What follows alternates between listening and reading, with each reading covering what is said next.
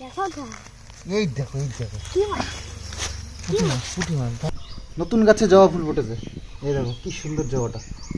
বা আজকে রাত্রি এবার কি হয় ভগবানই জানে। ভালো আছিস?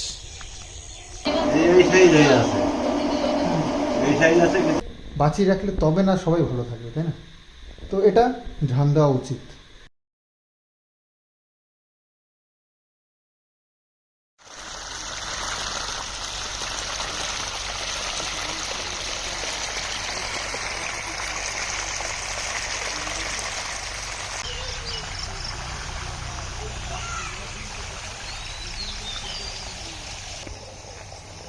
বাবা, বাবা, বাবা, বাবা, তুমি কি স্নান করবে আজকে? হ্যাঁ, তুমি তো ডুবে যাবে এর মধ্যে, এত জল। যেমন চলে যে আমি সাঁতার কাটে তুমি কোলে বসে যাবে? না, পিঠ হয়ে যাবে। আমারই ডোবা হয়ে যাচ্ছে জানো, আমারই ডোবা জল হয়ে যাবে। ডুবাবে তাহলে জলে, তাই জলে ডুবাবে। ঠিক আছে। তো মাছ কিছু ছাড়লাম, আজকে 4 কেজি মাছ ছেড়েছি। তো সেগুলো 4 কেজি ছিল, তো ছেড়ে দিয়েছি। আর এই যে এই মাছ দুটো আমার খুব পছন্দ হয়েছে, পুঁটি মাছ বললো তো দেশি। দেখো কত বড় বড়। দেখো তো, এই দেখো এই দেখো কি মাছ? পুঁটি মাছ, পুঁটি মাছ। কি মাছ? ছেলে দাও, দেখো কত বড় পুঁটি। ফেলে দাও জলের মধ্যে, যা চলে গেল। জলের মধ্যে আরেকটা ফেলে দাও। যা যা যা আর যাবে যাবে, এই বে যা। পালা, আবে পালা না, পালা, বিশাল তেজ। পালা। চলে গেল। জলটা এখন থাকলো, ফেলে দাও। নতুন চটি পরে স্কুলে যাচ্ছে, খুব আনন্দ, ভীষণ আনন্দ। নতুন চটি পরে স্কুলে যাচ্ছে।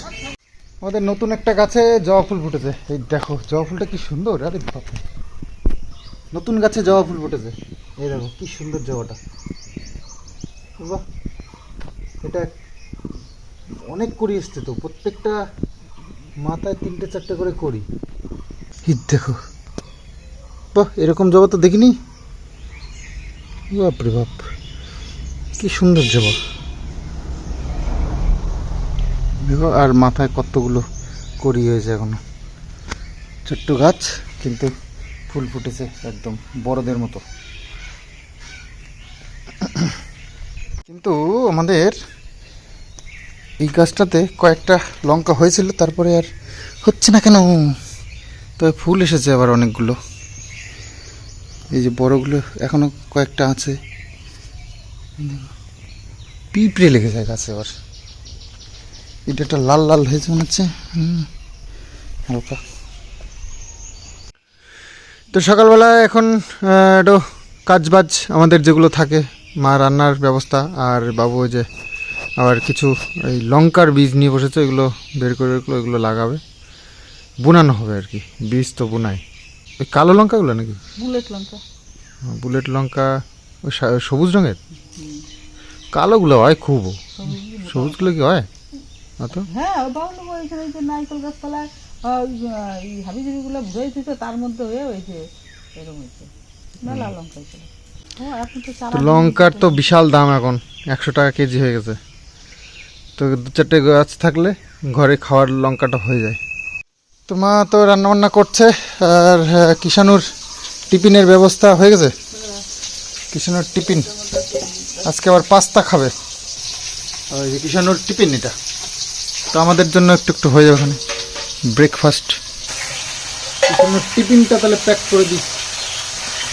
ধোয়া হ্যাঁ, 200 টাকা একবার দাম বাইরে গেলে আর লঙ্কাটা বাদ দিস না, লঙ্কাটা বাইশ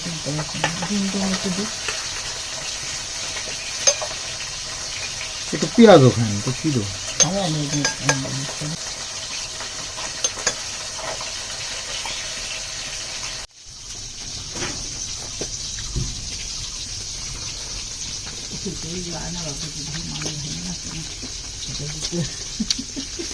এত বড় পুকুরে 4 কেজি মাছ ছেড়েছি, কোনো এক কোনাতেও ওদের খুঁজেই পাওয়া যাবে না হয়তো। ওই যে ইয়ে মাছরাঙা, তারপরে ইয়ে পানকড়িগুলো আসে, ওরাও হয়তো খুঁজে পাবে না। তো একটা জিনিস খুব ভালো হয়েছে, এই দেখো বাবু কি করেছে, দেখো, এই দেখো সুন্দর করে সিঁড়ি বানিয়ে এই যে এগুলো রেলিং বানিয়ে দিয়েছে, এটা ধরে ধরে নামা যাবে। চলো আর একটা ব্যবস্থা করি, নিচে আর একটা সিমেন্টের আর একটা ইয়ে আছে আমাদের, সিমেন্টের এগুলো অনেক আছে, তো আর একটা এনে দিই, এইখানে আছে।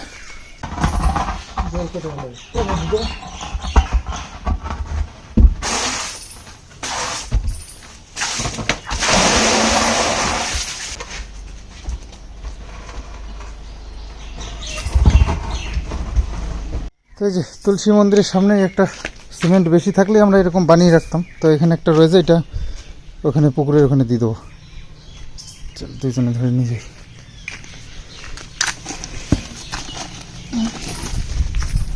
হালকাই আছে।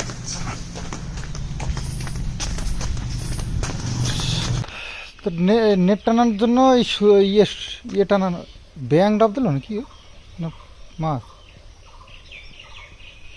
ওই গুনোর তার, ওই স্টিলের তার, ওইগুলো টানানো হলো চারিদিক দিয়ে, আরও কিছু বাকি রয়েছে।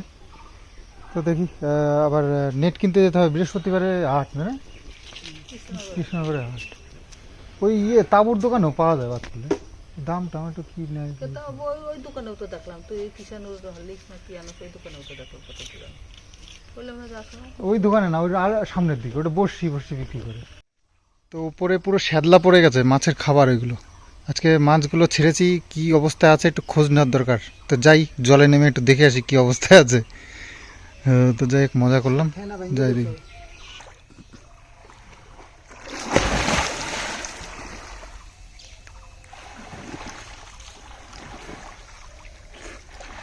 দেখো জল আজকে আরো বেশি, গলা পর্যন্ত বাবুর কত জল। আমরা নামলে আমাদের ডুব, হ্যাঁ আমাদের ডুব। তোমার ডুব হয়ে যায় এই জায়গায়, এত জল না, এত বেশি হবে। এখন মনে হচ্ছে না একটা পুকুর, হ্যাঁ পুকুর ফিল হচ্ছে, মজার পুকুর একেবারে। স্নান করে গরমের দিনে যা মজা হবে না, ও গরমের দিনই তো এখন মজাই। মাছের খোঁজ পাওয়া গেল না, মাছগুলো সব লুকিয়ে গেছে নাকি? এত জলে ওই মাছ পাওয়া যায়? মাছ ভয়ে দৌড়ে শুরু করে দিছে।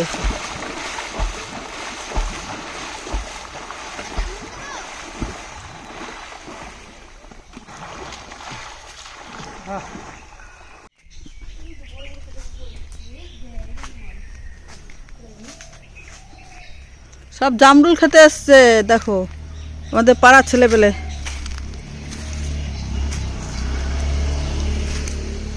বাবা কত জামরুল পড়ে রয়েছে, ওই দেখো কি সুন্দর জামরুল হয়েছে। এই দেখো তলে কত পড়ে রয়েছে, নিচে সব জামরুল।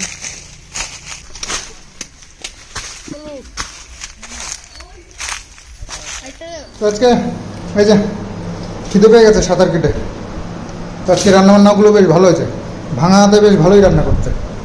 যে কাঁচকলা আলু দিয়ে রুই মাছের ঝোল, আর মোচা ঘন্ট চিংড়ি মাছ দিয়ে।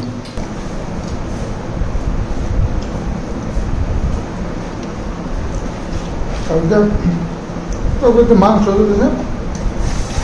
দুই এক পিস ভালোই লাগলো, পরে আর খাওয়াবো না, 5-6 পিস মাংস, 2 পিসের বেশি খাইনি। ভালো পয়সা দেয়, অনেক লোক হয়েছে, কি করবো, অনেক লোক হয়েছে, অনেক লোক। পাড়া প্রতিবেশী কয়জন আর বলবো। সারা বাড়িতে সব ছড়িয়ে ছিটিয়ে রাখে, দেখো বিছানার উপরেও কত কিছু।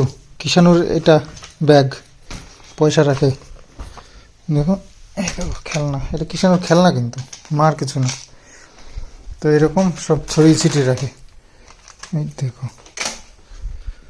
তো একটু দুপুরবেলা একটু খাওয়া দাওয়া হলো, ভালো লাগে না ঘুমাতে, দুপুরবেলা ঘুমালেই আলসি আসে শরীরে, তো সেই জন্য আমি অন্যান্য কাজে থাকি আর কি। এই দুদিন তো আমার এই ব্যবসার ওই কাজ করলাম, দুদিন সব মেশিনপত্র সব ঠিকঠাক হয়ে গেছে, এখন ওই করছি। আর নাহলে কতদিন দেখছো রিলস আমি করছি না, ওই কমেডি রিলসগুলো আমি করতে খুব ভালোবাসি, কিন্তু করতে পারছি না সময়ের অভাবে। তারপরে এই গরমের মধ্যে সবাইকে টেনে টুনে নিয়ে আমারও খারাপ লাগে, তাদের একটু রেস্টের সময় ডেকে নিয়ে এইসব করা, তো সেই জন্য আর খুব একটা ইয়ে করি না। তো বিকেলবেলা ভাবছি আমাদের এই পাশেই একটা নদীর উপরে একটা জায়গা আছে, যেখানে হচ্ছে গিয়ে ওই মাছের বেরি আছে অনেকগুলো, তো সেখানে একটু যাব মাছের একটু খবর নিতে। তো মাঠ ভরা এখন ধান আর ধান, চারিদিকে শুধু ধান আর ধান। অনেকের কেটে গোছানো হয়ে গেল, কেউ কেটে রেখে দিয়েছে, কেউ কাটবে, এরকম কন্ডিশন।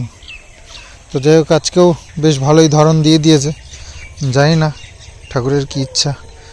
কালকের দিনটা যদি ধরন দেয় তাহলে ধান হয়তো গুছিয়ে নিতে পারবে, না হলে কালকে যদি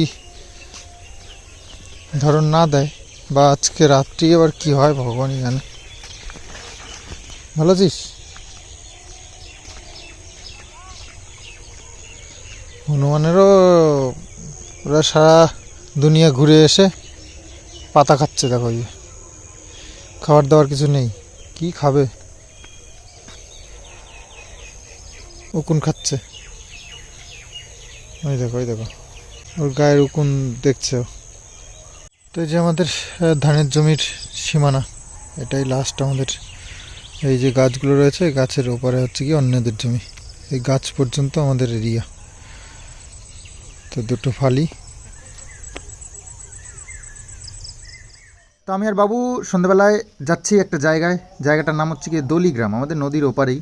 তো সেখানে অনেক পুকুর আছে যেখানে মাছের চাষ হয়, চারা মাছ বিক্রি করে। তো সেই কাকুর সাথে দেখা করতে, ওনার কাছে দেখা করে আমরা একটু কথাবার্তা বলে নেব যে আমাদের এই যা আর কি ডিমান্ড আছে সেগুলো সে দিতে পারবে কিনা। তো সেই নিয়ে আলোচনা চলছে, কাকুর আবার লিচুর ব্যবসা আছে সেগুলো।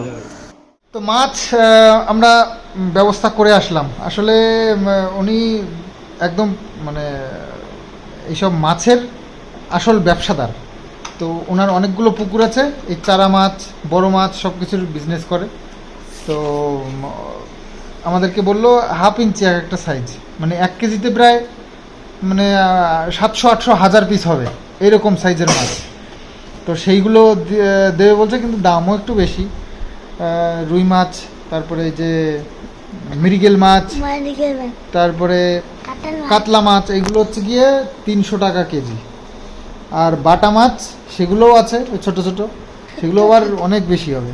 তো সেগুলো হচ্ছে গিয়ে 500 টাকা কেজি এরকম। তো বলছে যে একটা তোমাদের যা পুকুরের সাইজ বললে তাতে করে ওই 4-5 কেজি মাছ ছাড়া যাবে, আর তাছাড়াও বড় মাছও ছাড়া যাবে প্রায় 8-10 কেজি 20 কেজি এরকম বলে।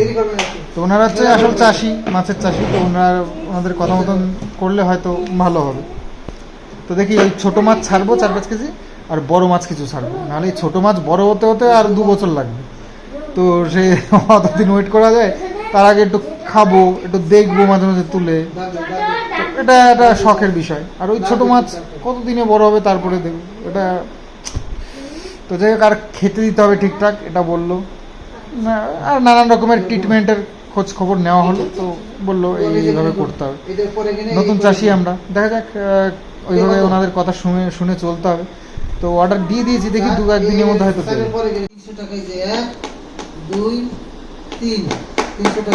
ম্যাডামের মায়না দিয়ে এসেছো? কত টাকা দিছ? হ্যাঁ, ও বাবা, ঠিক আছে।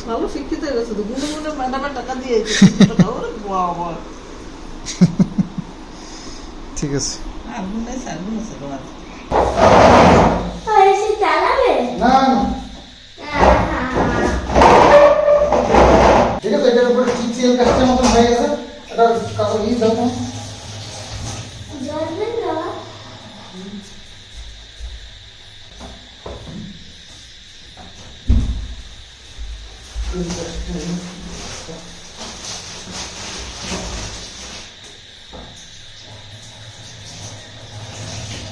তো খাওয়া দাওয়া কমপ্লিট, এখন একটু মোছামুছি করতে আসলে এটার উপর না তেল কাটতে হয়ে গেছে।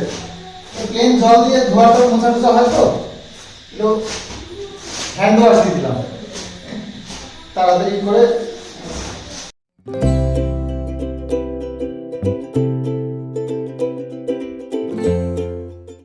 এই যে এখানে রেখে দিয়েছি,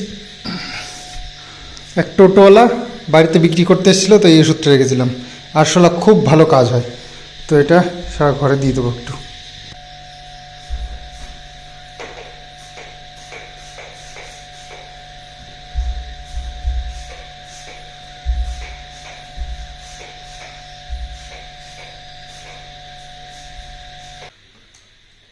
তো ইয়েতে গেছিলাম, ওই মাছের জন্য গেছিলাম ওনাদের বাড়িতে। ওনাদের আবার ওই লিচুর বিজনেস আছে, মানে লোকের ওই লিচুর বাগান কিনে সেগুলো ওই ব্যবসা যেটা। তো আমাদেরকে কটা লিচুও দিয়ে দিয়েছে।